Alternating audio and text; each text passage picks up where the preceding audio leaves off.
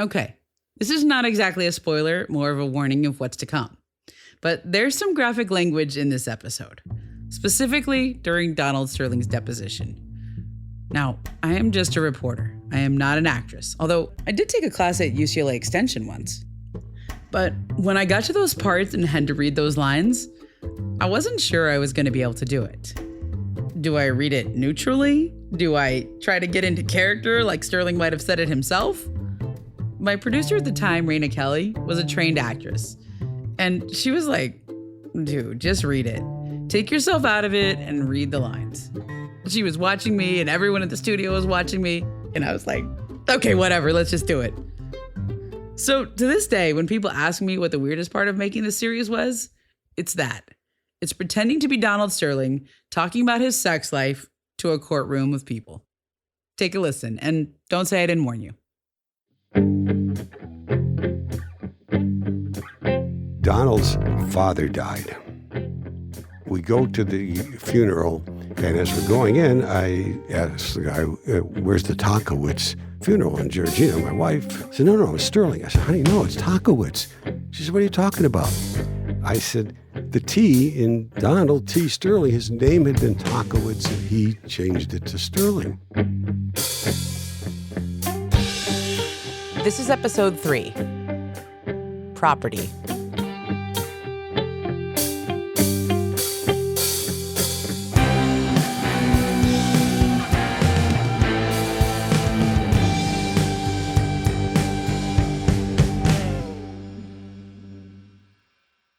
The year was 1960.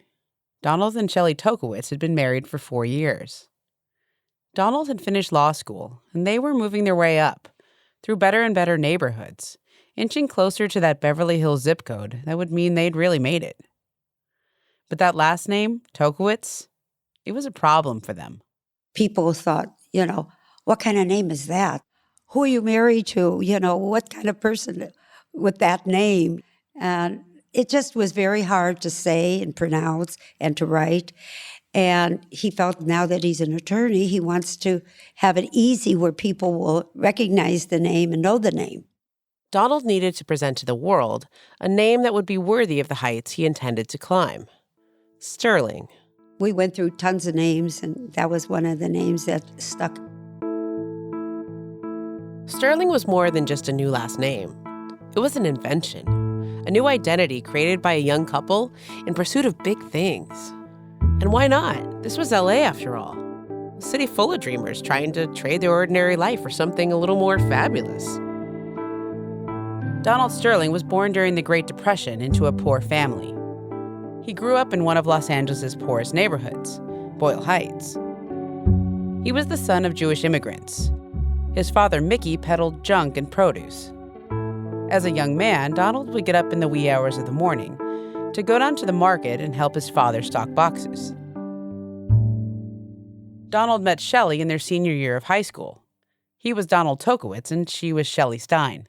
He was very nice and very cute, and we were like the great couple in school, and, he was a gymnast and I was a cheerleader, and so we got along very good.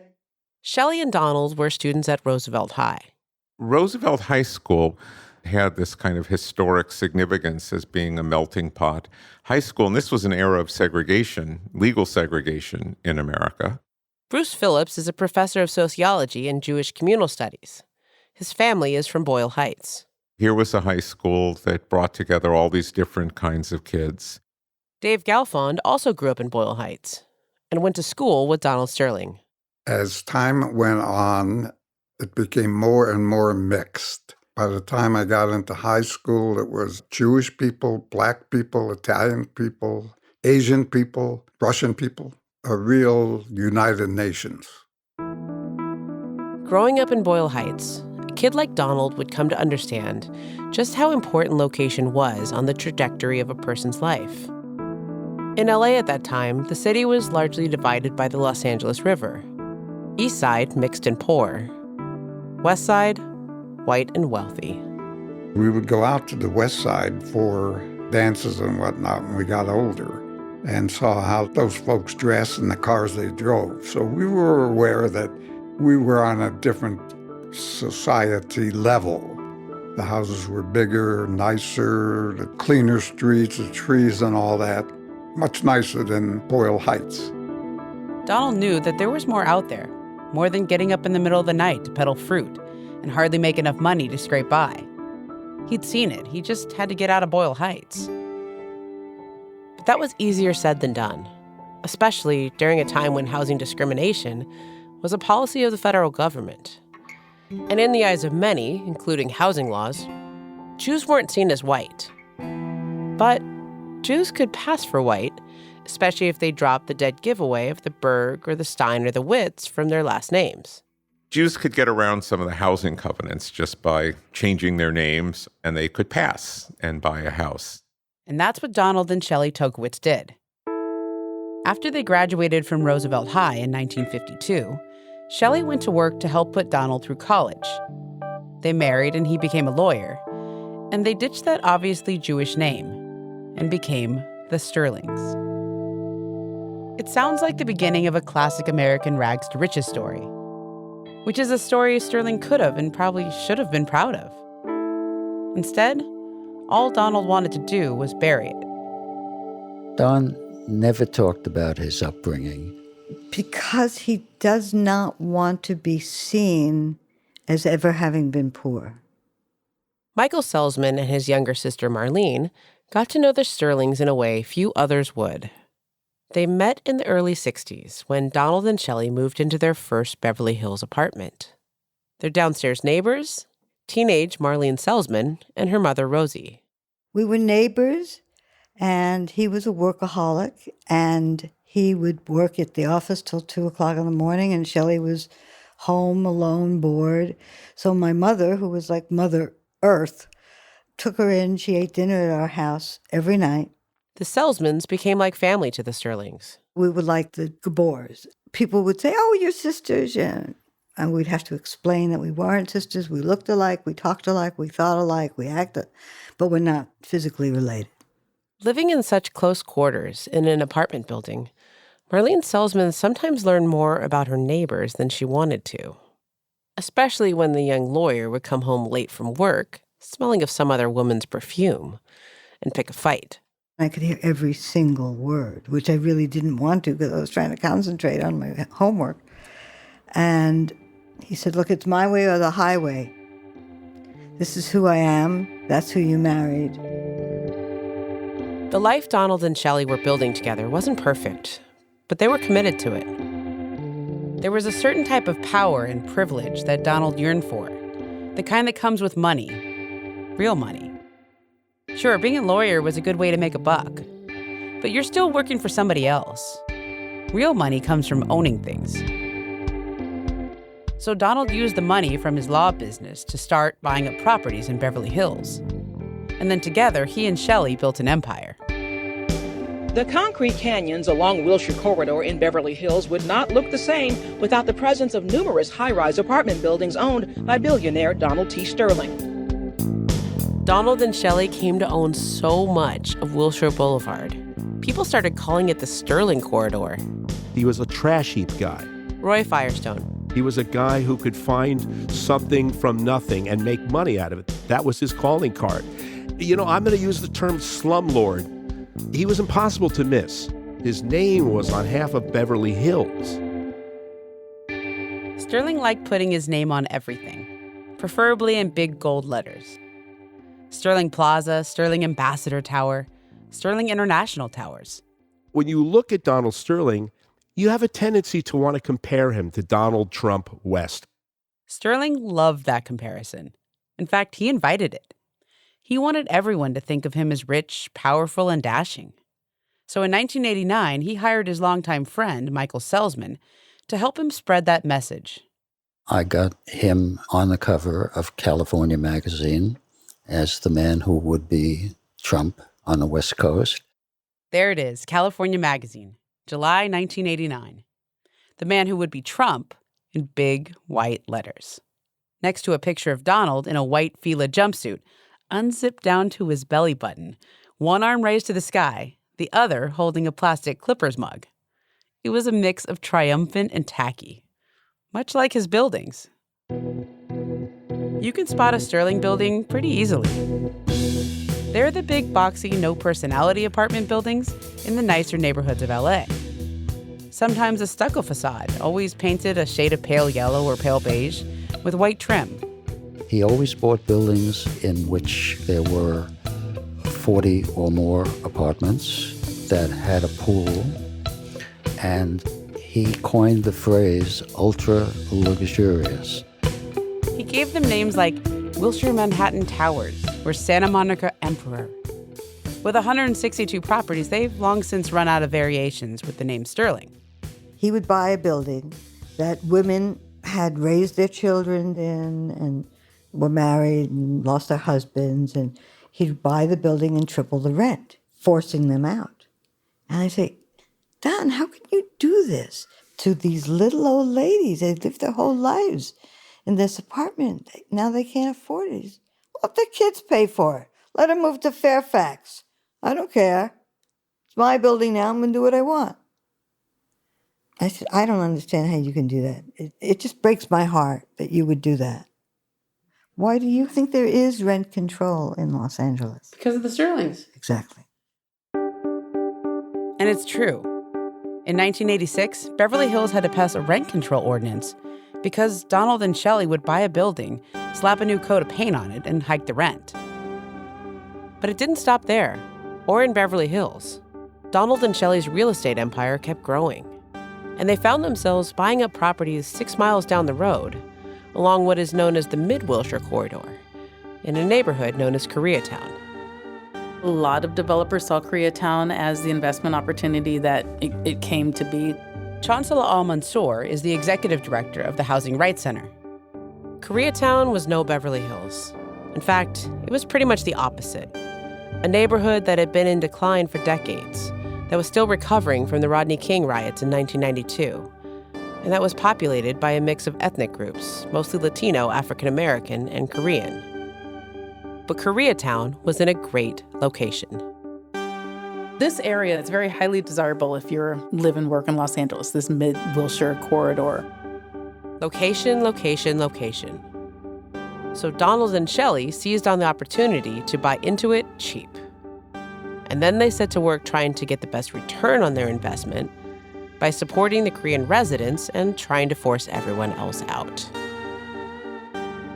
The kid from Boyle Heights, who grew up seeing what the levers of power could do in a neighborhood, was now in control of those levers himself. He was reshaping the city in his image.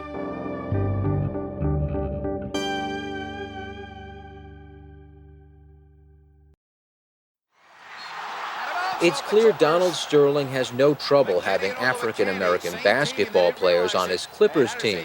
But in his apartments, some say he would rather pass. I tried to apply for a place here, and they denied me. I had the money and everything. Why do you think they wouldn't rent you here? Because I'm black, it's evident. Sterling is now being sued by the Housing Rights Center for discriminating against African Americans and Hispanics at 2 of his apartment buildings in Koreatown.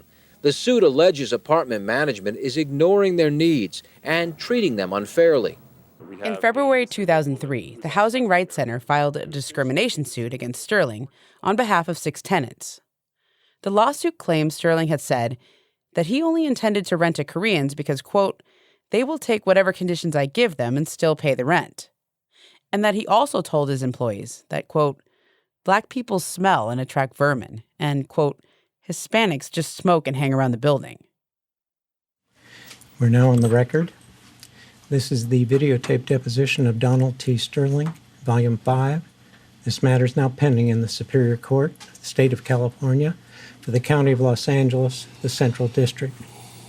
You have a zero tolerance policy against housing discrimination based upon race, correct? I would think so. Do you know if you do or not? Well, did you want me to read something or?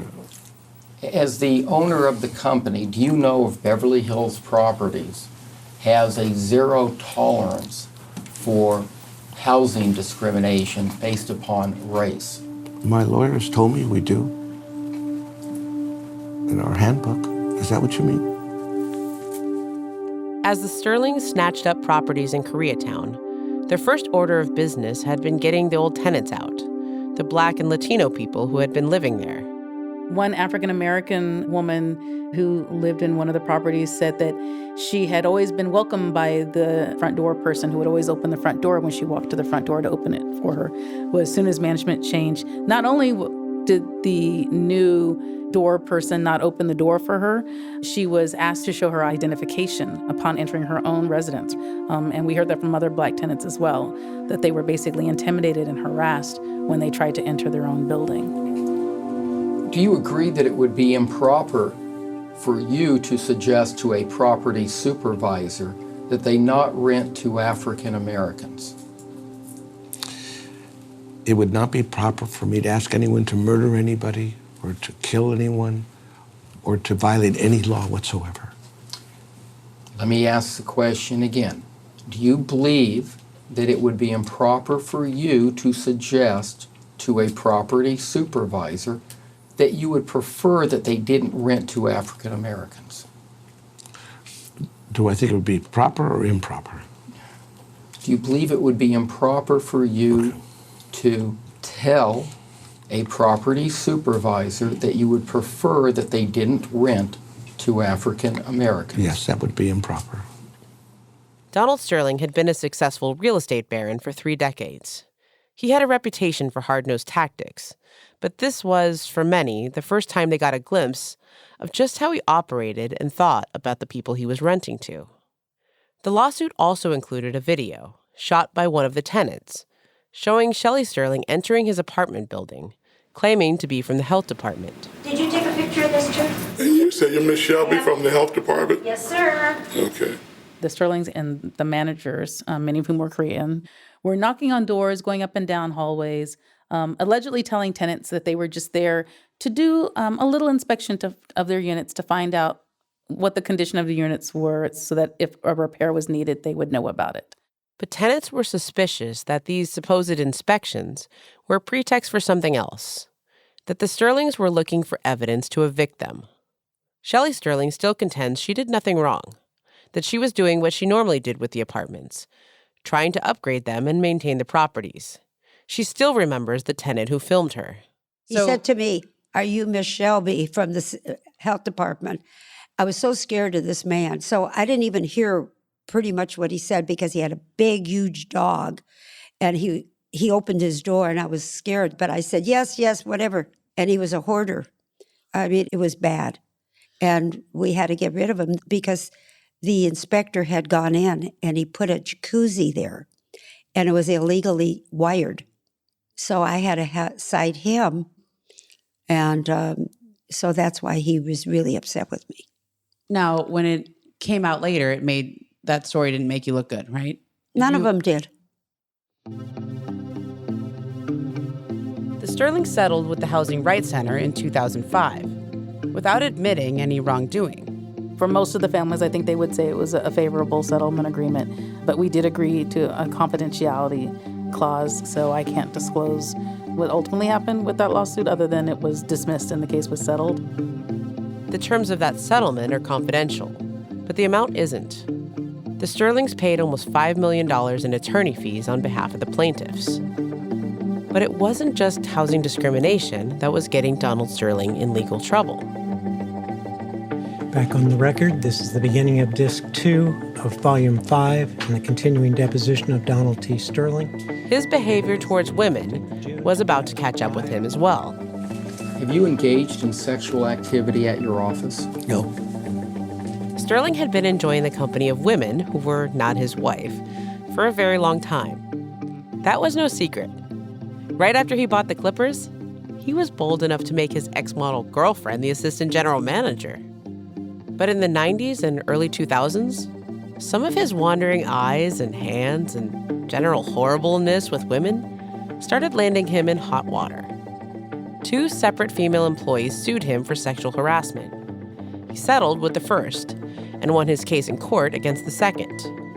And then in 2002, Donald ended up in court with one of his mistresses, a young woman named Alexandra Castro.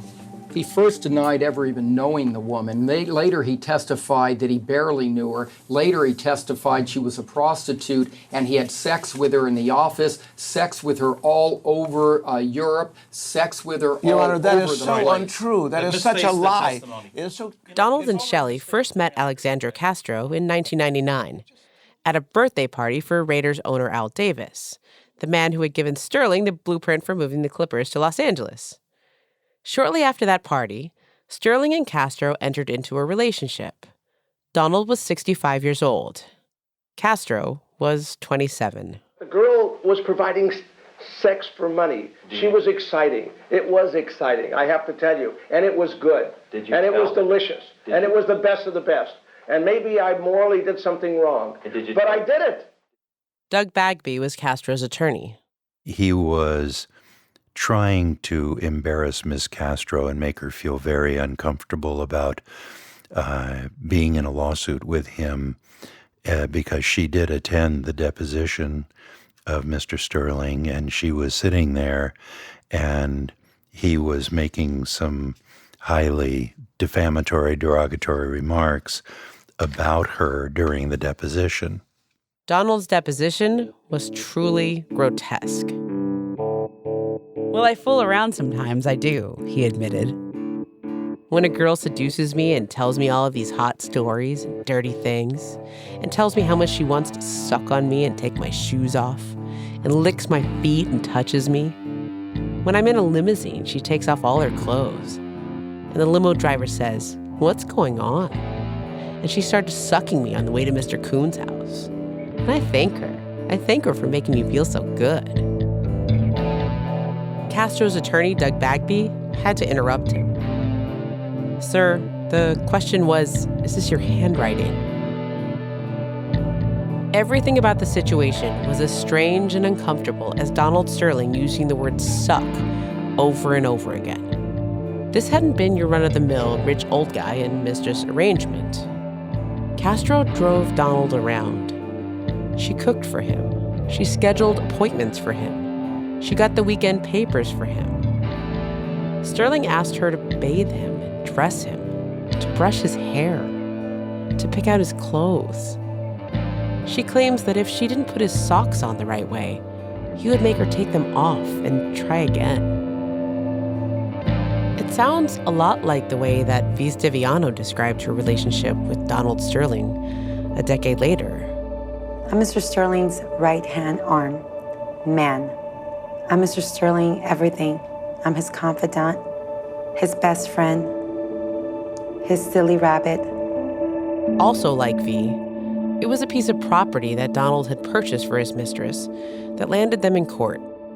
Donald and Shelly sued Castro over the Beverly Hills house that he had bought for her. And when Castro wouldn't back down, Shelly went ahead and took control. Not by confronting Donald, but by going after the other woman. She filed her own lawsuit against Castro, quote, solely as a married woman seeking to protect and recover her community property in her individual capacity. These are the same words that would grace the lawsuit she filed against Vis Diviano 11 years later. She always comes in for the save. She's like Mayday Malone. Remember from Cheers? She comes right in and like Supergirl. The person's falling and she'll just catch them as they fall. Ultimately, Shelly saved the day and the Sterlings prevailed. They had more resources and better lawyers. Donald and Shelly forced Castro to settle before the case could go to trial. You might think that either this case or the housing discrimination case, let alone the combination of the two, would be a bit of a black eye for the Sterlings and might elicit a little remorse and at least temporarily improve behavior. But you would be wrong. Donald Sterling loves the chance to argue in court, even if he's in the hot seat. And he doesn't mind throwing a few $1 million at a problem to make it go away. Donald just kept right on being Donald, even as he got into bigger and bigger trouble with his real estate activities. The U.S. Department of Justice is suing the real estate mogul and owner of the L.A. Clippers basketball team for allegedly discriminating against prospective renters based on race and family status. In 2006, Donald faced his biggest foe yet, The U.S. Department of Justice came knocking on their door. They sued the Sterlings for housing discrimination. U.S. Attorney Deborah Wong Yang says here in Los Angeles, where housing is already at a premium, it is imperative that no one be denied housing simply because of skin color, ethnic background, or because they have children. It's a big deal when the federal government decides you're a big enough problem that they need to investigate you and file a lawsuit. Federal attorneys who specialize in housing in Washington, D.C. are handling the matter, which will be resolved in Los Angeles. Like a really big deal.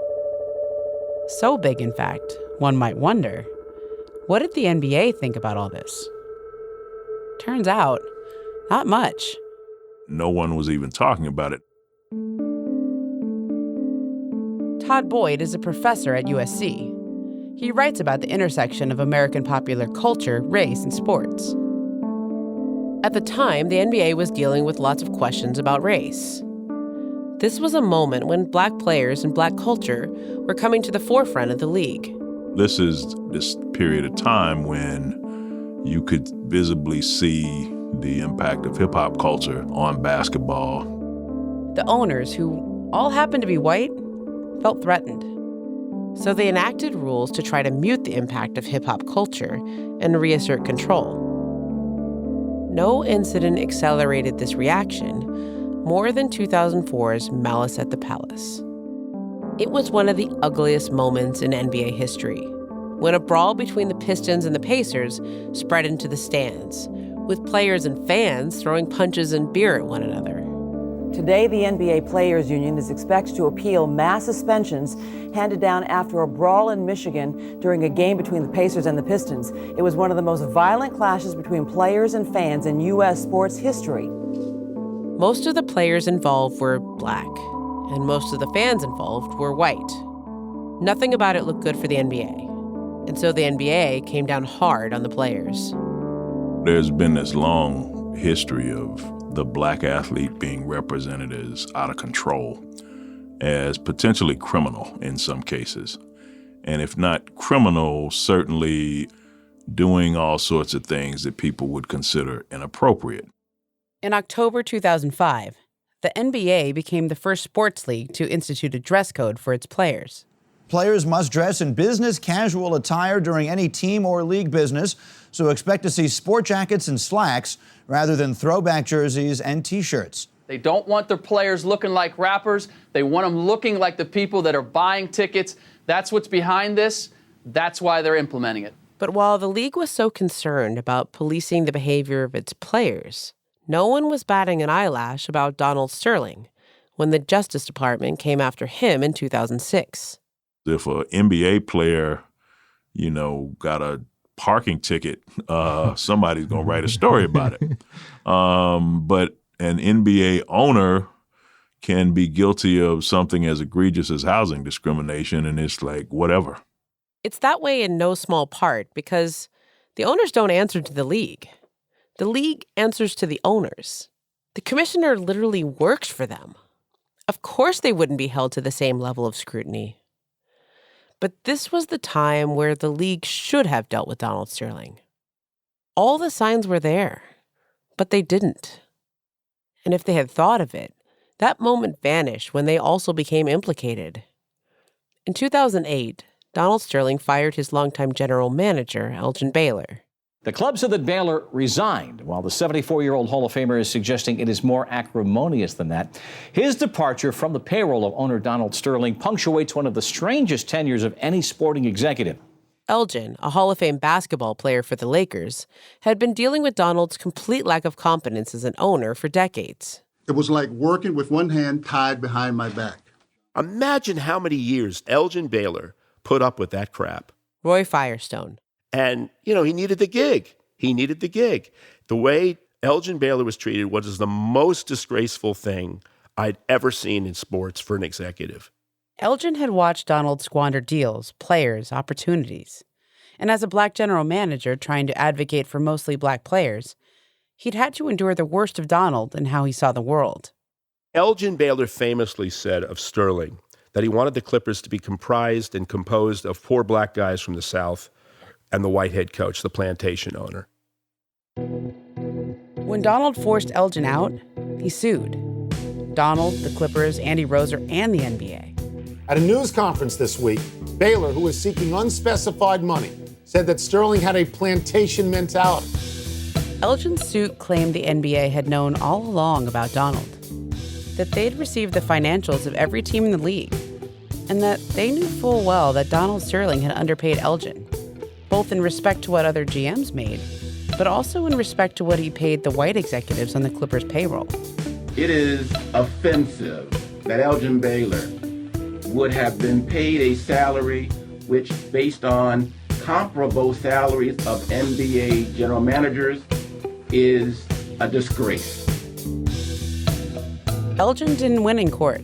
It was hard to convince a jury that the general manager who'd been with the Clippers through all of those losing seasons hadn't deserved to be let go.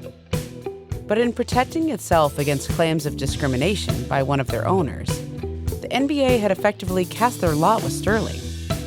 There was no way they were going after him now. In 2009, things started to turn around for the Sterlings. For one, they put the housing suits behind them.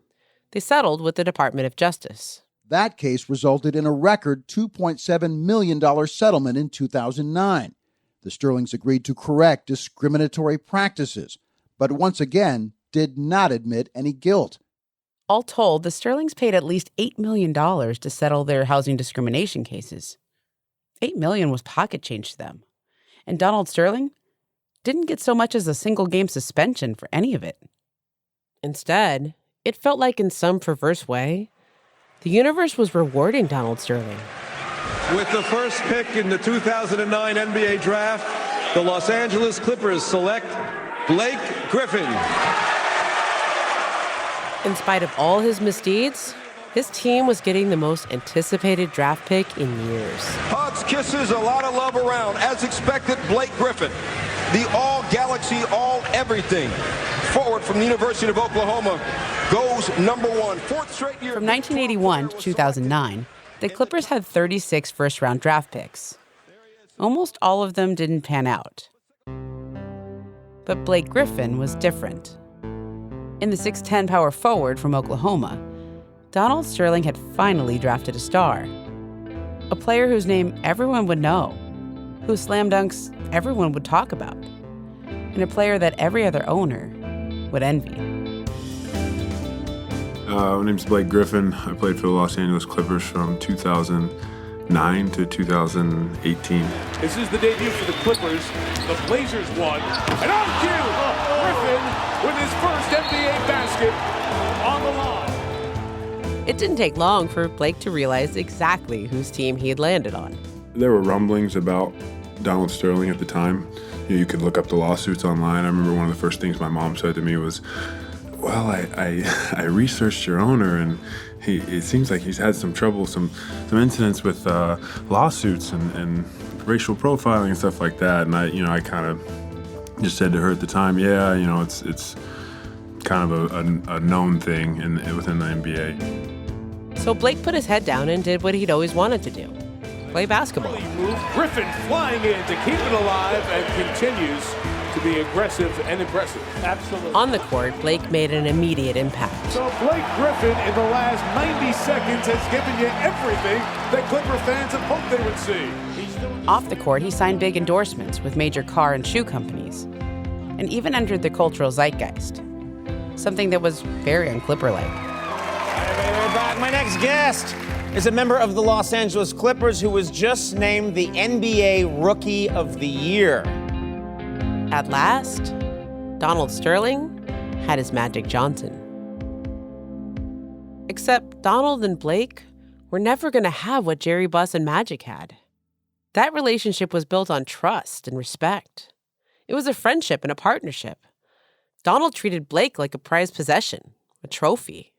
The next one I want to introduce you to, maybe I've had too much wine. Donald was eager to show off his new acquisition, and there was no better place than at the White Party to kick off the season.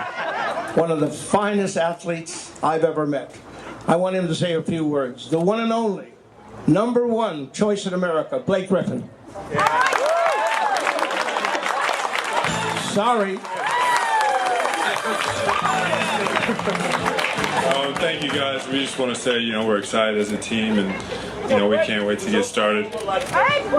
Oklahoma is nothing like California. He used to always say that. I was like, we need your support, so thank you guys, and hopefully we'll give you a good season. That's wild.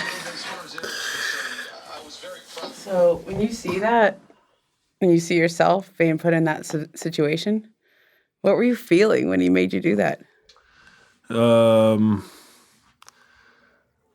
That was so early in my career. Like I said, I think I was 20 at that time, 21 maybe, and hadn't really played a game yet. So you try to handle it as best as possible. It's just crazy, like watching that and seeing how like cringeworthy it all is. Like it's just, you just don't want to be there. You know what I mean? And it's sad to say, but we like got used to it. Who was going to tell Donald Sterling that it was cringeworthy? Nobody. Yeah, you're not going to tell the guy writing the checks, this is weird. I kind of always used, when I was describing it to like my friends or whoever, I used the term like we were his race horses or show horses. He would come in the locker room after games and he would bring people in to see us. And like, I remember like at times he would like grab my arm and like feel my arm and be like, oh, like tell other people to feel his muscles and like touch my stomach and stuff. And like, I was 19, 20, 21 when this was happening. And so that made me feel like I was like a possession or like a thing that he had like acquired. You could say different degrees of like a plantation owner mentality. And there was always this sense that he had a plantation mentality, in quotes. But you didn't, as an outsider, hear the specifics. What does that mean? Sandy Banks was a columnist for the Los Angeles Times. I had written about Donald Sterling when he was in trouble for discriminating in housing and not renting to blacks, to Latinos, to families. Sandy was well aware of everything Donald Sterling had been accused of. So a new set of ads in the paper, appearing right around the same time Donald was settling his suits, caught her attention. He was taking out all these ads in the paper promoting his generosity and his donations. Sterling had been taking out ads and billboards in praise of himself since his early San Diego days. But these were different. The ads all said, what a great man Donald Sterling is, generosity of Donald Sterling, humanitarian award to Donald Sterling. Literally the opposite of what every other story in the paper said about him. And they all look like cut and paste ads, like a third grader made them. There would be Donald Sterling surrounded by a bunch of black people, who'd been pasted in. And I just wondered, what's up with this guy? So I got an invitation to hit the holiday summit. The Donald Sterling Charitable Foundation Summit. Part charity event, part holiday party, but mostly the Donald Sterling show. He'd made a big deal of giving $1 million to, I think it was 10 different schools and charities, mostly dealing with minorities and low-income folks. And so he wanted a big party to celebrate that. So he threw one for himself, where he could make a big show out of handing out these awards. It was the top floor of a Beverly Hills hotel, very elaborate. The minute I walked in, he took me over to Blake Griffin, who had just come here, and said, do you want him? I'm sure you want to meet him. Beautiful woman, good-looking guy. Sure you want to meet him, and had us take pictures together and kind of marching Blake around the whole night, having him take pictures. Blake Griffin, his prized racehorse. To borrow Blake's word, it was cringeworthy. At the part where he started talking to the whole crowd, when he introduced Blake, he did some little spiel in Spanish as if he thought that Blake Griffin, and he said something about being Hispanic. And I said, okay, that's odd, but I think maybe he just thought he's Hispanic, it's what he looked like to him. And that's how the whole night went. The thing that stood out most as he was handing out those grants was how little he knew about anybody or anything that he was giving money to, and how much his presumption rested on basically what the person looked like who came to get the award. The first award, he was giving it to Roosevelt High School, which is a high school in East LA. The school Donald had attended as a teenager. And he said, this is a school where nobody thought the Hispanic kids could learn and study calculus until that teacher came along. Well, the teacher he was talking about was Jaime Escalante. The guy whose story became the movie Stand and Deliver. Except Jaime Escalante didn't teach at Roosevelt. He taught at the rival high school in East LA, Garfield. So that was wrong. And then it was every time. Belmont High School was getting a grant, and there was the counselor, John Kim. And so he presumed that because it was an Asian counselor, it must be an Asian school. So he said, oh, what is that now? Now it's mostly Asian now, right? And he said, no, it's 88% Latino. And then he introduced Leroy Jenkins, who he said is one of the most fabulous men to ever run a charity. And his name is not Leroy Jenkins, it's Leon Jenkins. And the charity is the NAACP. And he was oblivious to any of the mistakes he made. When people would correct him, he would just say, oh, yeah. And then he'd go on and make another mistake. And there was no shame, It was just clear that he didn't see these as people. He saw these, as representatives of some group that he wanted to be on record now as helping. When Sandy got invited to Donald's charity summit, she thought she knew exactly what to expect. I went there prepared to kind of skewer and attack him and had all my research done. But Sandy found that harder to do than she expected. I, as a Black woman, felt furious at him. As a reporter, I wanted to gotcha. But as a columnist, I felt compelled to present a more complicated picture of him, the picture that I got of him, which I found myself unable to despise him. I felt sorry for him. I mean, he was an embarrassment to himself and to, I think, most of the people who were watching. But it didn't come across as malicious, just clownish. There was eye rolling all around, even as people were accepting those grants. But nobody gave them back, I saw him as somebody, an old guy who carries around the old prejudices of people. And, he grew up in Boyle Heights, which was very Jewish, but then waves of immigrants from all over. And then it later became very Latino. And he was the son of a produce dealer. Changed his name from Donnie Tokowitz to be Donald Sterling because he was ashamed of being Jewish. And he's always been wanting to be accepted, to be like the big guy, the popular athlete, the guy that gets the girls.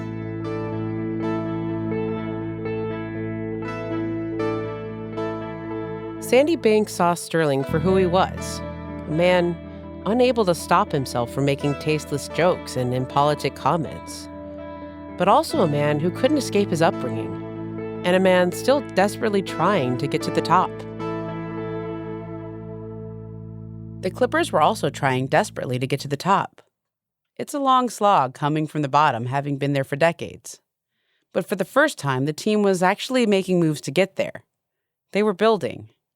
After the addition of Blake Griffin in 2009, came a huge trade in 2011 that got them another star, a superstar. Breaking news here into SportsCenter. It had been rumored for a while. Was he going to the Lakers? No. Is he going to the Clippers? Yes. Chris Paul, not only instant offense, but also instant credibility. As Blake Griffin put it today, when basketball fans hear about the Clippers, quote, it's not going to be a joke anymore. Getting Chris Paul was the beginning of a new era for the Clippers. Lob City. Lob City Clips, Lob City Clips, CP332, Blake Griff, DeAndre Butler, and we got Billups in. You don't know who you playing with. Let's go! Oh, what a monster jam by DeAndre Jordan! Welcome to Lob City, ladies and gentlemen. That'll get things going the right way. Got me going. Lob City Clips, Lob City Clips. When I got there, there was like the buzz and the hype, Chris Paul signing, the excitement of Blake Griffin, the most exciting player in the NBA at that time. Ryan Hollins played 10 seasons in the NBA. He signed with the Clippers in 2012. The year before, he had played for a Boston Celtics team that finished first in the Eastern Conference. He knew what a winning team felt like. Moreover, he knew LA.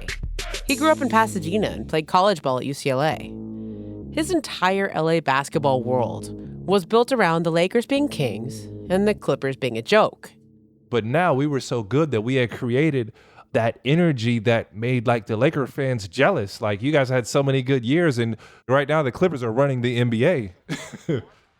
In 2013, the Clippers won their first Pacific Division title in franchise history. Enjoy the moment, Clipper fans. And they clinched it with a win over the Lakers. Will clinch their first division title in the franchise's 43 years and do it with an extra sweep of the LA Lakers. This was it. The moment it felt like a torch was being passed in LA. The Lakers were vulnerable. Jerry Buss had died a little more than a month earlier. And here were Donald's Clippers finally getting the upper hand. Donald could finally be top dog. The 2013 Clippers were one of the most electric teams in the regular season, but they fizzled early in the playoffs. So Donald Sterling did the unthinkable. He listened to what his players wanted. This is truly one of the biggest moments in Clipper history. I'm definitely excited to be here to introduce Doc Rivers. In June 2013, the Clippers announced they'd hired Doc Rivers as their new head coach. Chris Paul had more or less demanded it, and Donald had actually obliged. Rivers had led the Boston Celtics to a championship in 2008 and built a reputation as one of the best coaches in the NBA. We all knew what this meant. Well, I mean, obviously, you make a move like this because you want to get out of the first and second round of the playoffs, and they've been talking. Doc was no stranger to Donald Sterling. He had played for the Clippers way back in 1991. He'd only lasted a year. He couldn't stand Sterling. So when he signed on to coach the Clippers in 2013, he went in with eyes wide open. He knew who he was dealing with. That's why he asked that the Clippers also name him Senior Vice President of Player Personnel. That gave him power over the team's roster and to stand up to Sterling. This made Doc the face of the organization. He could be the shield so Chris Paul and Blake Griffin could focus on the court.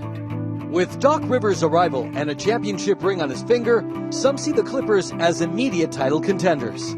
I like the expectations. I don't run from those at all. Doc had what it took to win. His team believed that. They listened. They followed his lead.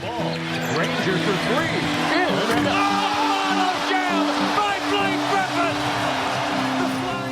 And as the 2013-14 season went on, they were focused and dominant. Bullet pass to Collison. Alley-up to Griffin. You can see that one coming all the way down the floor. The Clippers were like a whole new organization, one that was actually functional. Sure, Donald still made unannounced visits to the locker room with his entourage to show off his players. But President Andy Roser and company worked hard at keeping Donald from the places where he could mess things up, namely basketball decisions. I don't know if there is the understanding that, some owners, they know you've got a chance to win, they get out. They get out of the way. We didn't see him as much as he was prevalent in the past. Yeah, he did stay out of the way for a little bit, but then it was almost like, okay, he's been so quiet this season, this huge bomb has got to be coming. It's got to be around the corner. That huge bomb was right there, sitting courtside with Donald Sterling. It wasn't a secret. You knew it was wrong. I guess it's kind of like those billionaire issues, billionaire problems. Like, okay, only you can have an arrangement. You're still married, but the chick was there. The thing is, as much as this might have seemed like just another old guy, young mistress arrangement, this one was different, even for Donald and Shelly, who had been playing this game for almost as long as they'd been married. Just 10 years before she met Donald Sterling, Vise Diviano had graduated from Roosevelt High, the same high school as Donald and Shelly. She was a poor kid from a tough neighborhood, and she'd gotten into her share of trouble trying to make something bigger of herself. Now here she was, the arm candy of the Clippers owner. And she seemed to live for the spotlight that came with it.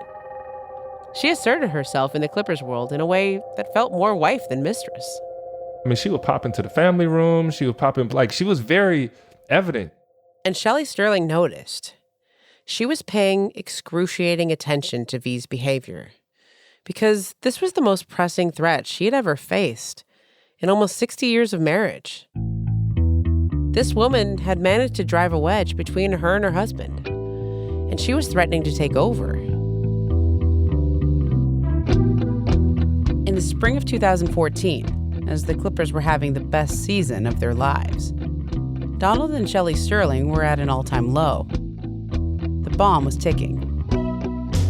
But the Clippers couldn't hear it over the sound of all their winning. Lays it in. Griffin Griffin knocks down a jump shot. The Clippers have their 49th win of the year. And time will expire, and the Clippers get the win. Griffin will turn, spin, shoot, score! And with the victories, the Clippers clinch a spot in the playoffs for the third consecutive season.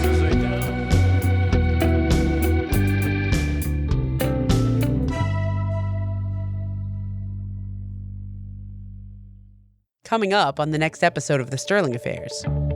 People pretend to be so appalled. We've already heard some people asking for the Clippers not to play, for fans to not go to the game. But it's like, yo, y'all knew who he was. Why are you surprised? I remember waking up and like my phone being like 200 messages or something like that. They were getting bombarded by people calling them Uncle Tom, racist. I thought the Clippers had the grandest of stages to make a worldwide stand. I was all in, shut down the whole season.